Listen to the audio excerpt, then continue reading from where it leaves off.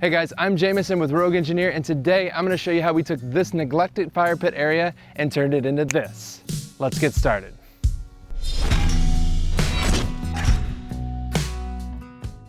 All right, so as far as how we put this all together, we started by building the firewood shed. We knew that we needed to keep our firewood safe and dry from all the weather, so we started with that. And what we did was we actually built the platforms and the roof separately in the shop, and then we were able to transport those out here. But before we transported those out here, we made sure to level the ground.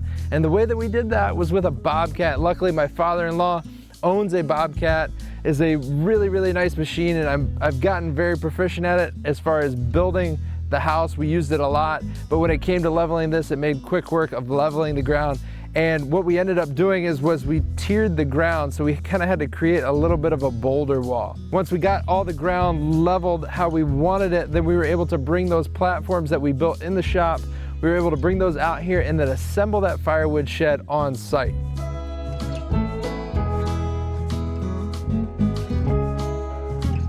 As far as how to build the firewood shed, I've got all the plans on my website, so make sure you head on over there. I've got a link right above us.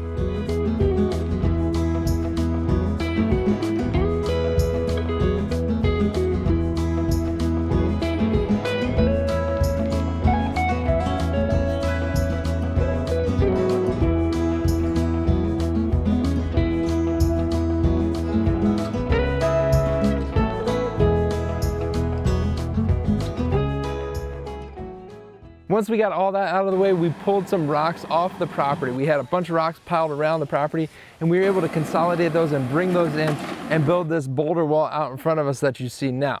We also added some rocks in the back for that boulder wall as well as the fire pit area. We picked the finest of the rocks that we could come across and made that nice big round ring and created that boulder fire pit area to kind of contain the fire. So luckily we were also able to use some leftover cutoffs from my father-in-law's recent house build. He had some really nice southern yellow pine cutoffs from his timber frame porch that he built, and we were able to use those for steps. So we kind of dug out the area that we wanted the steps to go in, and we placed those southern yellow pine beams in place as the steps. Once we got them where we wanted, we drilled the holes in them and then added 2-foot rebar, hammering them down into place to make sure that they wouldn't move.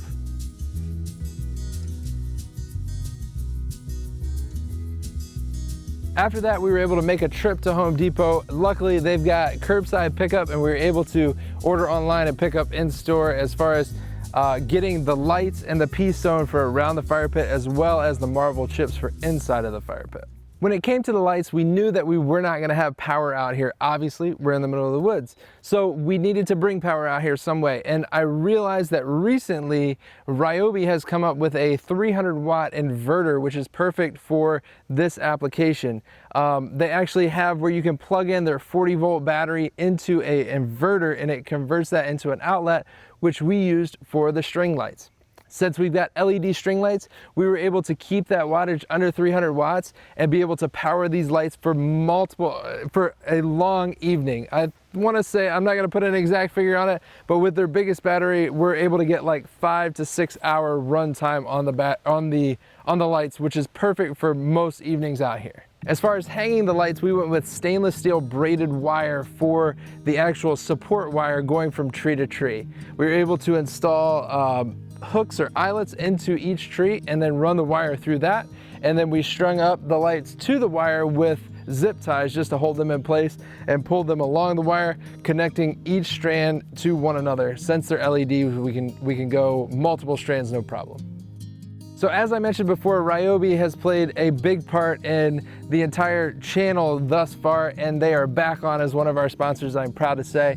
And in this video, which they are sponsoring, I wanted to highlight a few of their items that have worked great for this area. To start, we use their 18-volt fogger, which is perfect for being able to knock down the insects around here. As you know, we are in the woods, so there's plenty of mosquitoes that are around, and being able to fog those with a cordless option is just great. You can put the insecticide inside the fogger and then blast all throughout this and knock down the bugs throughout the night.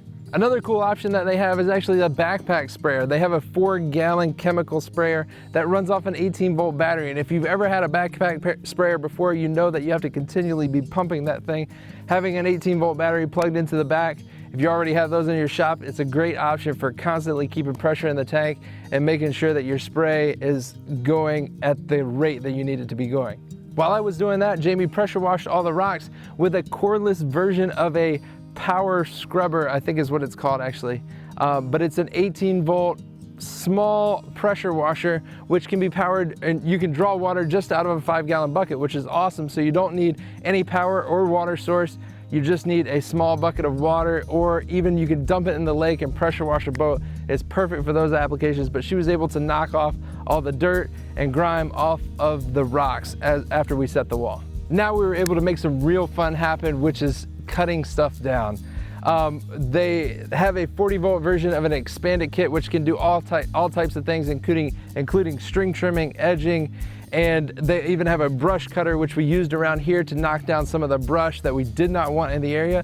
They also have a pole saw that you can add to the expanded kit that you can get an incredible reach out of in cutting down all the limbs that we needed to trim up the trails and make sure that all of our buggies could get through without hitting any branches. And last but not least, they have a 40-volt chainsaw that made quick work of cutting down even the biggest of trees that we have in the area. We had some dead trees that we wanted to get rid of and make sure they didn't fall on anybody. It has a lot more power and doesn't have all the emissions that gas tools do.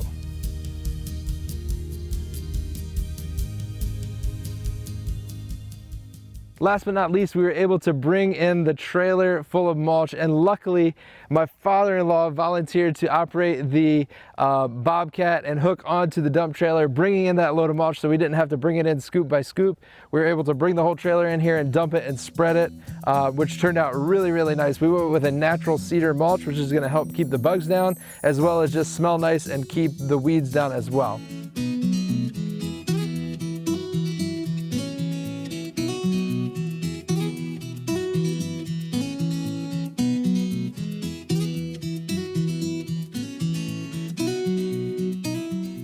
Now, as far as the fire pit goes, we kind of held a poll deciding on what we wanted to do with the mulch. We opted to pull the mulch back away from the fire pit and put in pea stone for added layer of protection from the fire getting out of the fire ring.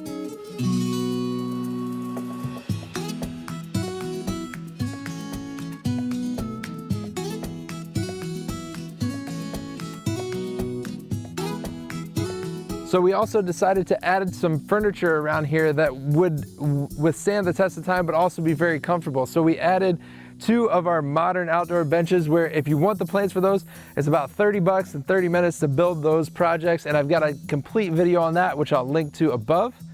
Now, we also added 4 more of the Adirondack chairs. We had 1 built previously. Now, these are modern Adirondack chairs that are also very easily built and inexpensive.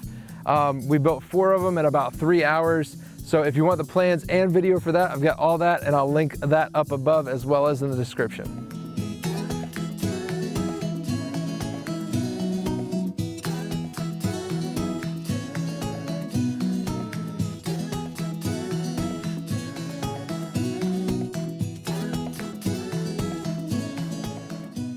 So I hope you guys enjoyed this video. It turned out great. I love the space, and I know we're gonna get a ton of enjoyment out of it. But wait, before you go, make sure you check out this video up here.